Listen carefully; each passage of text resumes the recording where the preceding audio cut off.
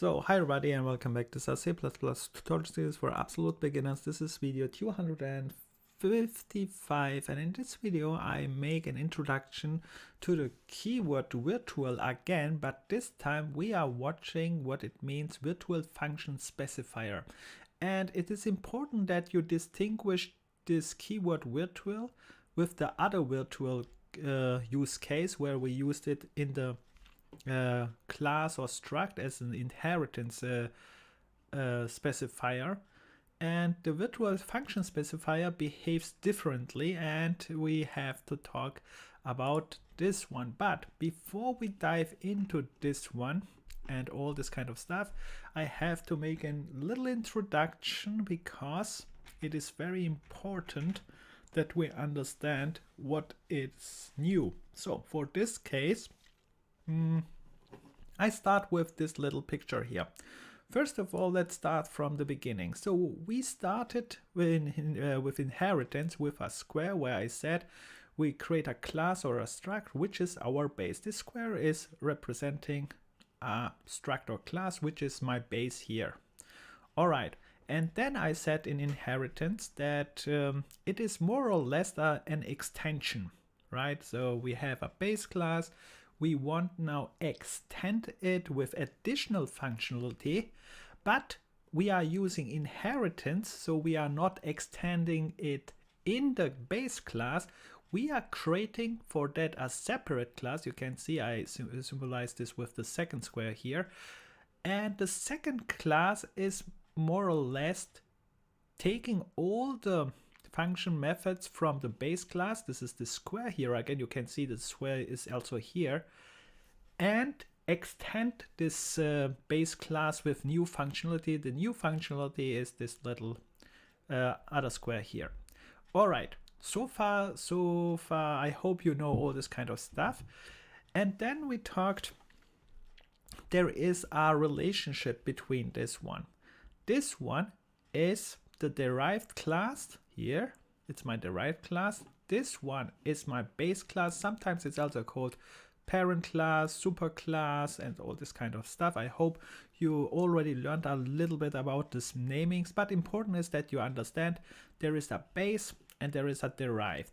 And the question was, okay, why we did all this kind of stuff and why we not put just all this in the base class. And then I showed you if we use inheritance, with other words, if we create here a new class, we can specialize this and the base class is not loaded up. So with other words, the base class is still small. We just defined a very, very important part which all derived class will have in the base. And then we specialized all the derived classes which we want to create. For example, here is an example on the right side. Here I have shape as my base. Shape has some basic properties which you can define, for example, in the base class. And then you can create different kind of shapes. For example, you can see now I create here my derived class. This would be a circle. And this circle would be this additional information. What makes the shape a circle? I would put it here. I think so far so good. And then very important is also the use case. How we use this, we said, okay, till this point we said, okay, now I can use, instead of creating one big circle class, I could just use here this derived class. So I make here an example that would be this one. It says here derived circle. And then I can use this object and use anything with that. For example, circle radius, call this function, and then, or whatever you want with that. But the nice thing is, of course, because we defined here the shape class, I could now create also another class, for example, a triangle class. And with other words, I take again here the shape, and then I derive from it, and then we know how inheritance works now. And then we have here this triangle class, and again, then I can create again a triangle object here, and then call the triangle object and use it in my code. That is the status where we are. And now something new comes. And something new is, I talked not in deep and just mentioned it, this strange relationship here in the middle. What is that? And I called it is a relationship. So the derived class is a base. And then I mentioned something like, yes, you can see it has the component, the derived class has all the things what a base has. But that's not really, it is true, but that is not the really meaning of the is a relationship. And we have now to figure out what this is a relationship really means and how we can use it. And that's the point in this introduction, that you understand that we go now to learn the new use case. This use case is that what we have now, and now we learn the use case of a is a relationship. And for this purpose I used here ChatGPT to create a code for me, and I said here C++ is a relationship example, and the ChatGPT produced as a code. And because I am too lazy to create it, but we also train a little bit code reading. Important thing here is when you read this, I make it a little bit short. You can pause and read it for slower if you want, but I just go fast over it. The first thing is just a class shape. Okay, it's our base, what I showed you in my picture. That is my base class. Then you create just normal a derived class. In this case, it's a rectangle, and we see here our inheritance normal. So, and now comes something strange in the main menu. And the strange thing is, you can see what we are doing, what this example is doing. It creates a shape. This is our type. It uses asterisk, which is a pointer. So we have a shape pointer here. Then we have here a identifier, which is our name, and it is an array. And shape so far is all fine. That is nothing strange here at all, right? So far you know it. But now let's go to the second line, and here again we have a shape. We use this array identifier. We say, okay, start with 0, because array, we know it starts with 0. And now something is strange. We make an assignment, normal array assignment. We know this. We learned also the word new. We know this is the allocating memory stuff, and so that's nothing worry about that. The only thing what you should think about new is when you see new, you must see also delayed, and indeed this ChatGPT did this one. That is good. And but important thing comes now. Wait a minute, what is that?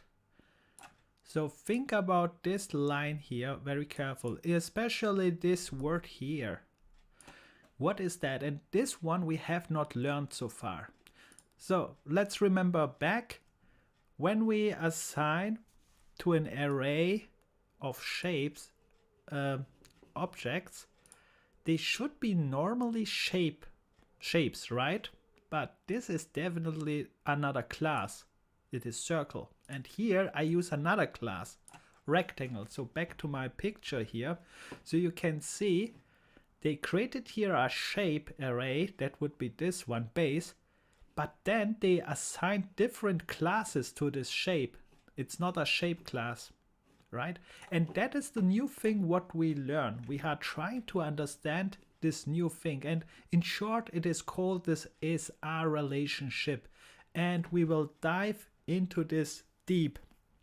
But right now you should only understand this is the new thing what we learn. And right now you should understand what this means in use case. The one use case you already see here.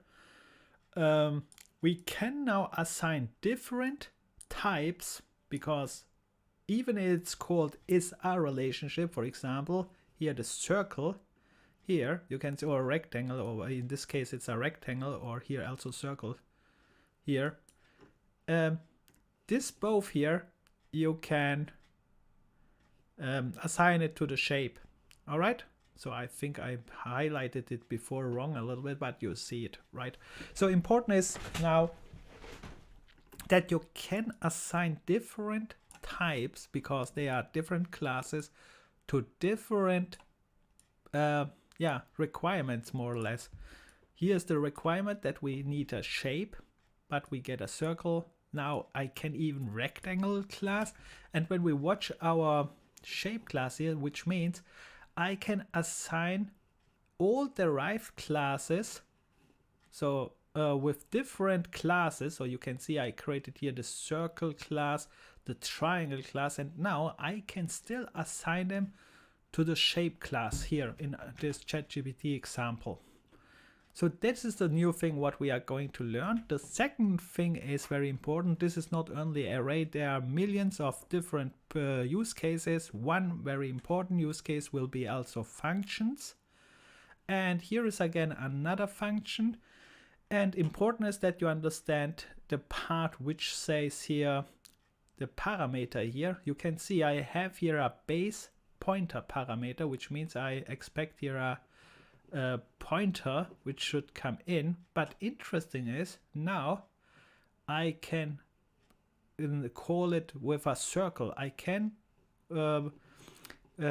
assign it here a circle, and this will work. This will not complain. It will. And the interesting part is I can now assign also a triangle and here, and it will work. And this kind of stuff is the new thing what we are going to learn. And important is also the question why we are doing this. And there are many different reasons. I think we will not go into all this now, but important is one more thing what I have to say. So now we understand what we have to learn. Important is this page here will explain this virtual function specifier, but this page here will not explain it in detail. What I mean with that in detail, this relationship is a, and all the things what comes with it is not explained here. For example, they will make only a very brief introduction how to use it. They will explain it how this virtual specifier behaves, but they will not go in detail to explain how a derived class can, for example, let's go to this picture. Let's say why the derived class here can be called in a base class. For example, like I said, what we learn new is we can now use the base type, but I'm using here a derived type. And the strange thing is, wait a minute, that's normally not possible, because you can see the derived class is bigger, has here more functions, right? For example, the derived class has here specialized functions, the base class has not. And this function here, for example, can just take a derived class, right? Even if it's bigger than the base. And this is the kind of stuff what we have also to understand, and this is not explained here because in detail. It is just explained how to use it and so on. And to understand this one, we will go in future videos after we learned all this kind of stuff here, also more in detail. But I mention it right now only. It could be that you still not understand it under the hood, how all this kind of works, because you have to learn. We have to learn first copy assignment, this virtual constructors, object slicing, virtual tables, and all this kind of stuff to understand it really. And that's why I recommend it, if you are interested to understand it really in detail, that you use, like all time, you should use a good C++ book where you read this a little bit through and it is explaining it more in detail. So the good news is, we will learn this in future, but right now it is enough when we understand this normal use case of virtual function specifier, which means, let's go back to this, oops, not this one, let's go back to our example here, which means if you can understand it, just why it is used, so why it works, that's enough. So without understanding, hey, wait a minute, this normally works not, and then what happens, what the compiler is doing here, that it makes work and all the stuff. But very important note here, that is a good sign that we can just skip all the details at start, but in future tutorials and so on, we have to talk about it. Even many people just need to understand the basics here. So many understand just here why it works, if this works, and how to use it. That's enough normally. But the point is, we have to understand the details here, even as a beginner, because we have to fix perhaps bugs later. And if you have no clue what can cause a bug, then yeah, that can cause a big problem. And that's it, all what I wanted here to say in the introduction video, and then we start just to understand here with this virtual function specifier. And be aware, this is also not so easy to understand, but it's easy to understand actually, but it is not detailed enough to understand. So it can happen that you have many questions here.